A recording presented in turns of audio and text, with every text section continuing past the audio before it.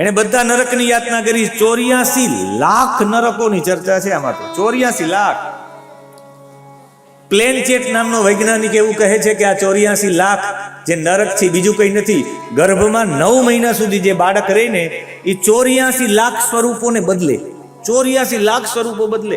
અને એના માટે એ જે નરકોની પીડા છે એના માટે રૌરવ નામના નરકની ચર્ચા છે.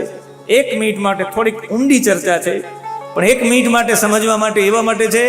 રૌરવે નરકે જાતા અન્નપાના વિવર્ધિતા, એવા શ્લોક આવે પિતૃકર્મમાં બધા. રૌરવ નામના નરકમાં જે જાય અન્નપાન વિવર્જિતા હે, અન્ન અને પાનથી વિવર્જિત રહે. રૌરવ નામના નરકમાં જમવા ન મળે, પાણી પીવા ન મળે. આપણે એમ થાય કે એમ કેમ?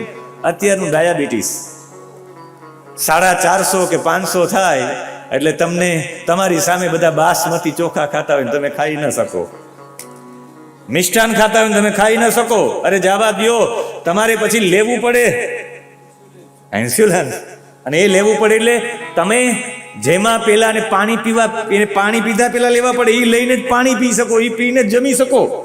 આનો મતલબ થાય રૌરવે નરકે જાતા. એ રૌરવ નામનો નરક છે.